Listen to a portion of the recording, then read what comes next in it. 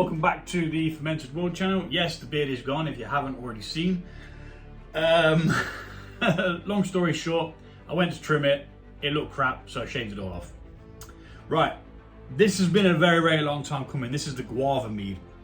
Now this got stuck at a certain point, which was 1.056. Now instead of bottling it, at the time, I was experimenting with adding Mr. Miyagi. Not adding Mr. Miyagi. Flipping flies, man. Doing my boxing. They're after me flipping mead. Anywho, at the time I was experimenting with the amount of honey that I put in to not have to back sweeten. Just to try and like save one part of the process. Added too much honey, it choked the yeast couldn't ferment. I added a yeast starter to this, which did seem to start it kicking off again, so we're going to check it. Hopefully it's come right down, it's tasting good, and we're going to be able to add stoppers to then get it bottled. It's cleared out nicely. There's a massive deposit of crud on the bottom, which is great because this had a puree in it as well. The juice that I used for the guava had a puree in, so all that is now settled. So we've got to be really careful not to kick that back up, or it's going to end up in the beverage when we bottle it, and we don't want that. So first things first is we're going to take a hydrometer reading, just to see where we're at. And my hydrometer's over here for some reason. I'll tell you why it's over there, because I didn't bring it over here. Ching! Oh no, I've got loads of cinnamon and stuff all over the sodding place. Should have wiped this down really. Forgot that I spilt it. Oh well, too late now. Can you go back now? So we're going to take a hydrometer reading. We're going to compare that reading to what we had previously, and hopefully have a bit of a taste. With a bit of luck, it's gone right down, increasing the alcohol and removing some of the sweetness to let the fruit flavors shine. With a bit of luck, that is what we've done, and it's looking pretty damn good, to the point where we may have to back sweeten. Snarf. You won't believe it, would you? So it did really work well. That's come down to 0.994, which is very dry, but I do know that it had some sweetness in as well, so we may still be okay.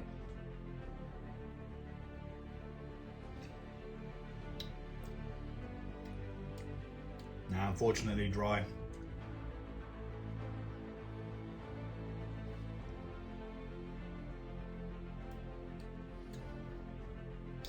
Not a great deal of guava. So it's actually fermented too much now.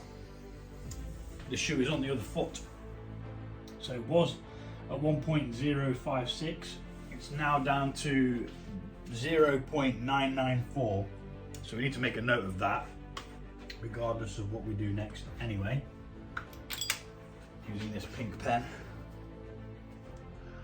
Today's date is the 14th. Oh, this pen's rubbish. I could probably lick the paper and get more of a result. So, 14th November 23. This was left a hell of a long time just because I wasn't sure whether it was going to actually ferment and carry on doing what it was doing. It has, but it's also, unfortunately, taking a lot of that flavour away. So we're going to have to put some more honey in, add some stoppers today, and yeah, 0.994, just so that we know what we've got. So we're going to rack this off into this pitcher, from where we will add the stoppers and honey Now you're supposed to wait to add your you're supposed to add your stoppers and then back sweeten after. I just do it all at once. Never really had any problems. So yeah, we're gonna get our fermentation stoppers, which is potassium sorbate. And we need half a teaspoon per gallon of that. So that can go in there. We need 1 Campden tablet, which is hiding down the back.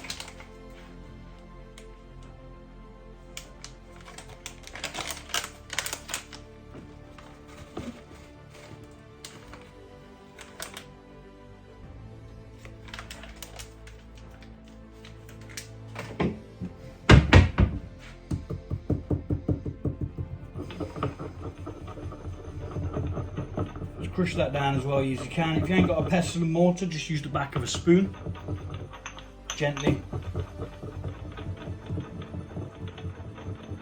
I do recommend pestle and mortar if you're going to be brewing your own stuff, because the amount of times you'll need to crush one of those tablets is quite big.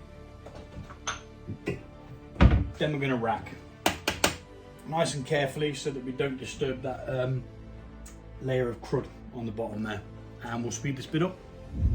Right, so I ballsed up. I didn't actually video that racking. So all I've done is I've transferred the mead from here to here with the potassium sorbate. Don't know what that is. Don't want it in there. But the potassium sorbate and the Campden tablet. That's going to stabilize the brew, stop it from fermenting anymore. It doesn't kill the yeast as some people say. It doesn't do that. What it does is it just creates an environment where it can't produce any more alcohol from any sugar that's around it. So we're going to be using half of one of these to back sweeten it with, because it's gone super dry. So that's what we're weighing on there. So I need that to be 380 on there, because I'm weighing it with the bottle. Like I say, the stoppers are already in. Oh, I love the honey. I like the honey. It is going to amplify the volume slightly, because we're going to be increasing the volume by putting the honey in.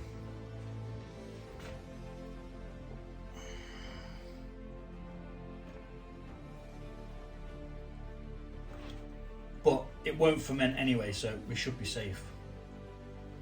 Oh, I say it won't. There's every possibility that it can. And might.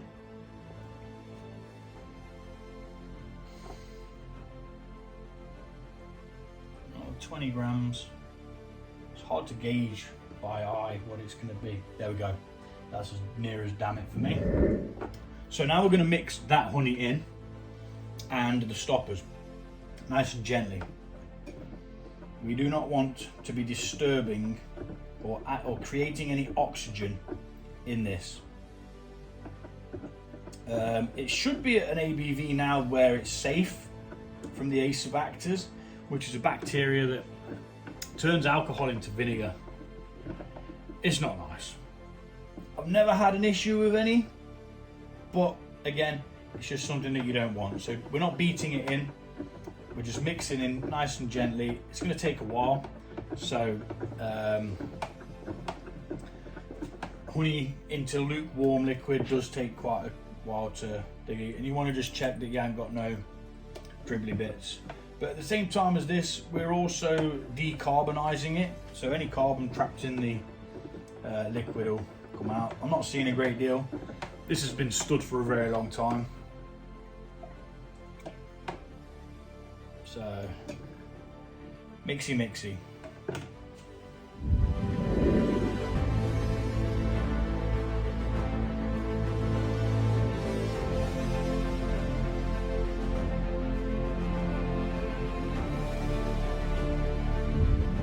Okay, so that's that part of it. Now we're going to take a hydrometer reading and see how much sugar we've added.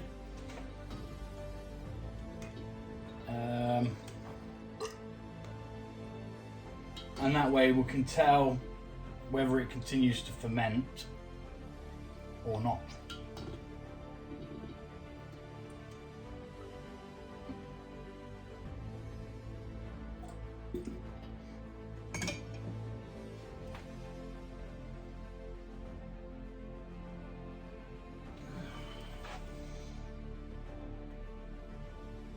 Right, so that's brought it back up to 20, which is perfect.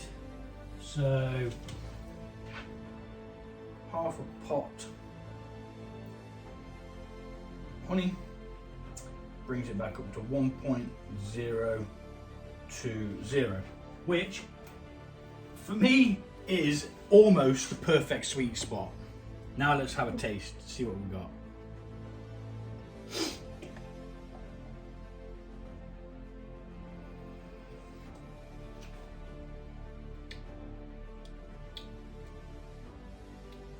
Yes, nice.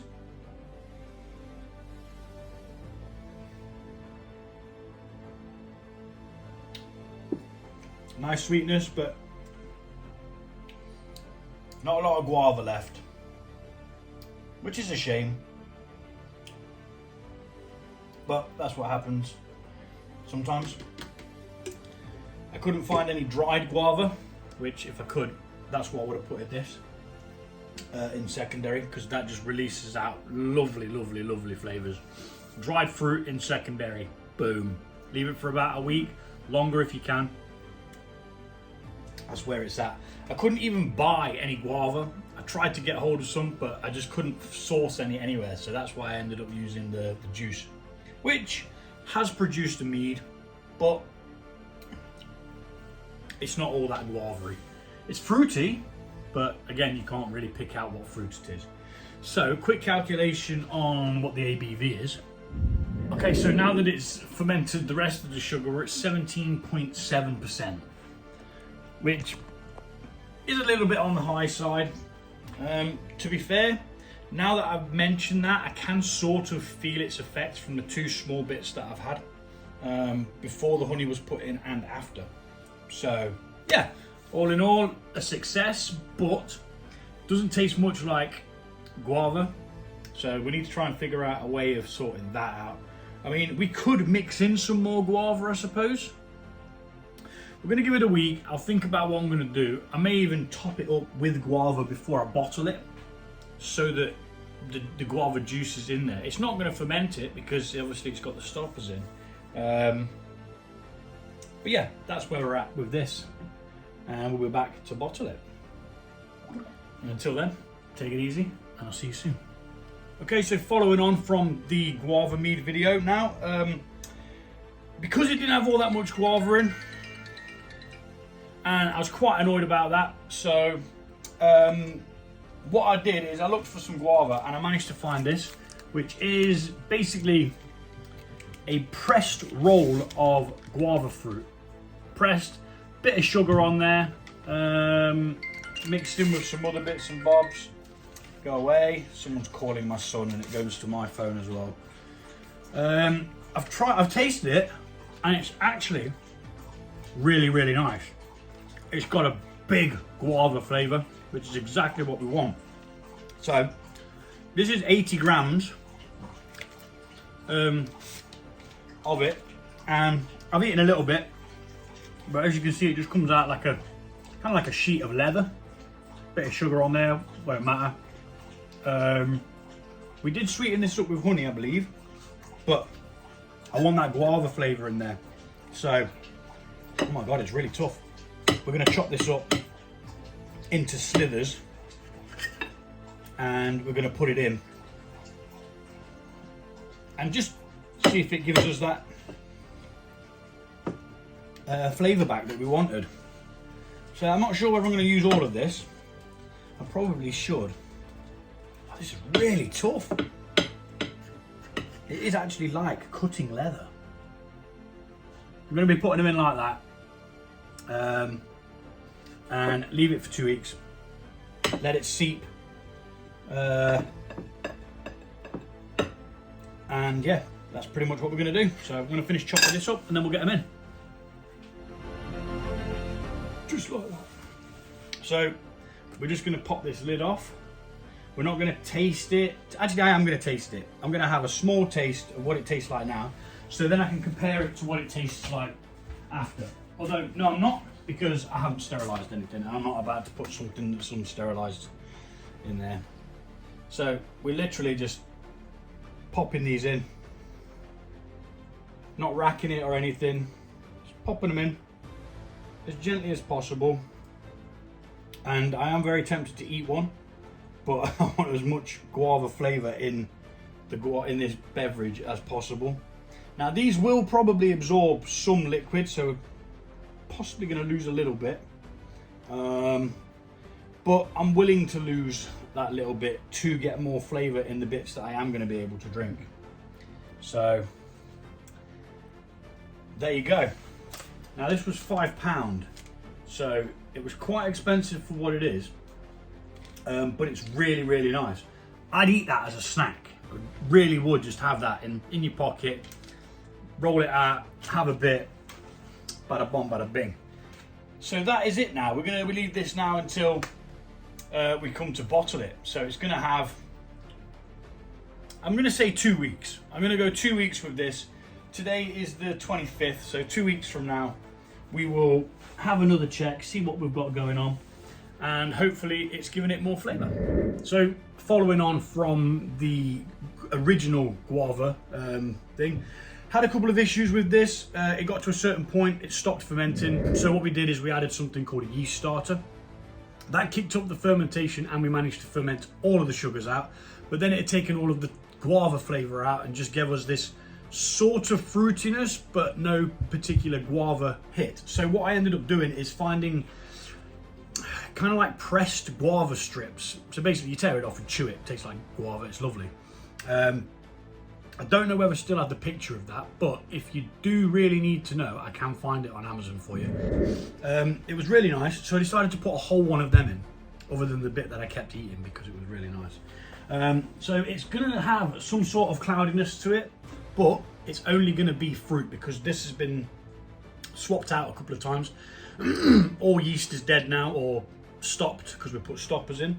So we're going to open this up, we're going to have a little taste, and we're going to see where we're going with it. I've sterilised everything ready to bottle it because that should be what is happening. That should be today's task at hand. But until we taste it, take a hydrometer reading, we do not know. So we're going to do that and we'll see where we go with it. So yeah, let's take this off and crack on really. Now I'm going to place that in there where it's sanitised and clean because I do think we are going to be bottling, but if not, we're going to need to be able to put that back on. Now that smells a hell of a lot fruitier than, I was going to reach for the taster glass instead of the tester, instead of the hydrometer, sorry. Always do the science first, you can drink it after. So we're going to pop this in there. I'm going to take a hydrometer reading. The last reading that I wrote down was 0.994, which means this has gone to 17.7% after that yeast starter allowed the rest of the fermentables to be fermented. So that's pretty much as dry as it will go really. I mean, 0.990 is the gravity of alcohol, so there would have been 0 sugars left in there, but that's what we've added. A small amount of honey, I believe. Did we add honey? I think we added half a pot of honey after the stoppers had gone in to sweeten it back up, and then we added the pressed fruit as well. So that's at 22, which is expected. It was meant to be 1.020 last check, so it's added a bit of sweetness to it. Let's see if it has added flavour. Now there is going to be bits floating around in this because the pressed guava is kind of like, it's pressed fruit basically, so it falls apart. It's all settled down at the bottom for the majority of it, but there is still a small piece at the top, which is what's causing this. But we're going to get bits in it. I always decant my drinks anyway, so I always take them out of the bottle into a litre decanter, glass jar, whatever you want to call it, and then I drink it from there, pour it from there. It just allows you to leave any sediment that you do get in the bottom. So let's give it a go. It does smell super fruity, which I'm very happy with.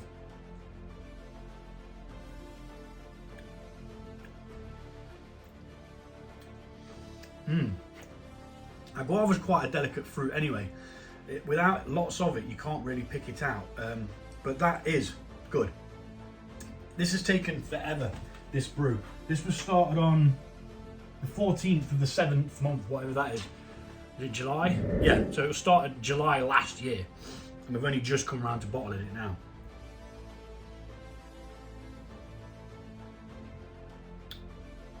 And you can't actually tell that it's 17.7%, which is going to be lethal, because it's going to be fruity, sweet, and you're just going to keep knocking it back. That's good. We're going to bottle this. So first we're going to put it into this, and then we're going to bottle from this, because what we'll do is we're going to dodge the majority of the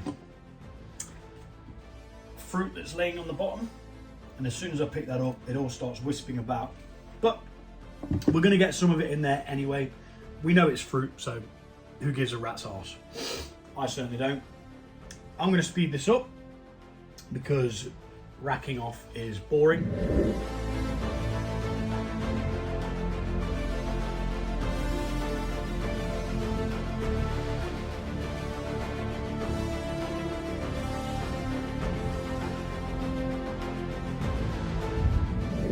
We've racked it off. Now we're going to go into bottling mode, which is just pretty much the same as that, but we decant from here so that we leave all of that crud behind.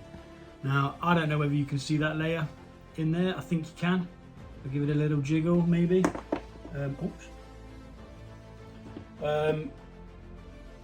Yeah, we don't want all that nastiness floating about, because if you give somebody a bottle of this and there's bits floating all around in it, it's not going to look very appealing. Even if you tell them that it's just fruit pulp, that's the word. It's the pulp from the fruit. And we don't want it in there, you know.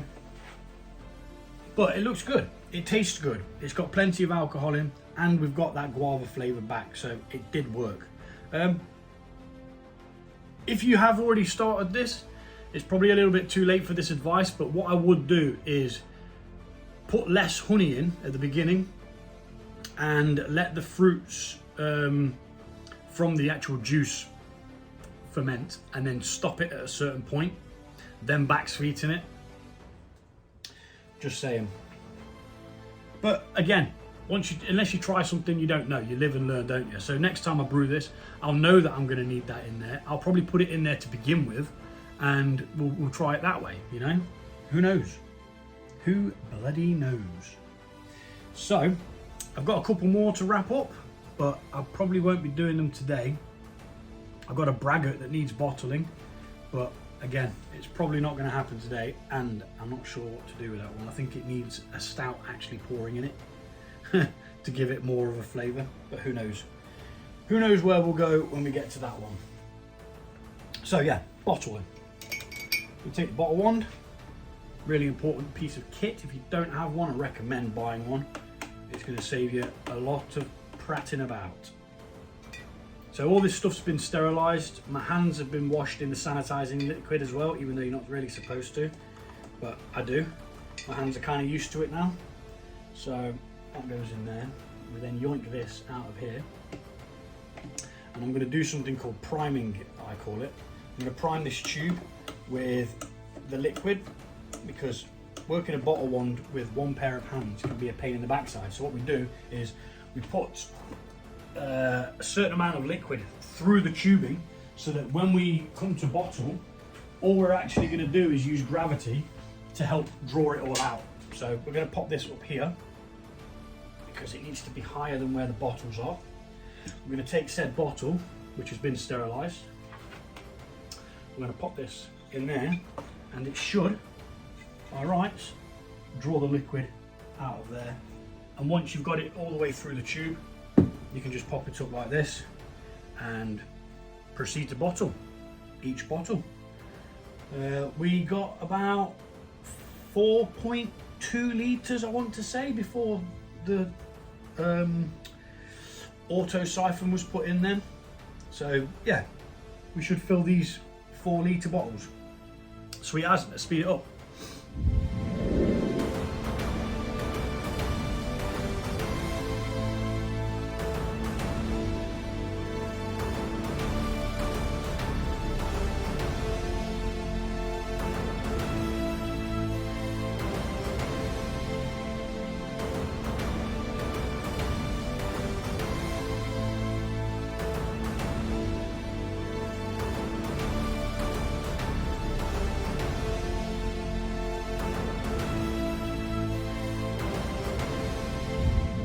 We actually got 4.5 litres out of that. Managed to fill one of these smaller bottles up as well, 500ml. So that's good. So I think it's because the fruit that was in there displaced the mead, so it kind of gave it, pushed it out, if you get what I mean, making it more accessible. Because normally we only get 4 of these and then maybe like half a glass of that, but we managed to fill a 500ml bottle as well. So sweet as. As you can see, I've got labels on these that I write on with a whiteboard marker. You can pick that sticky stuff up off Amazon or eBay. It's really good. Just helps you know what you've got, and also helps you keep tabs on when you bottled it. I leave mine about a month to sit and just kind of chill, rest, and any like that's got plenty of little hazy bits floating around in it. They'll all settle out within a month, guaranteed. And yeah, we're going to get it labelled up with what it is, the date it was bottled, and how blooming strong it is. Now it is quite strong, but you wouldn't believe it. Anywho, that is that finished, bottled and ready. So thanks for watching, and I'll see you all soon.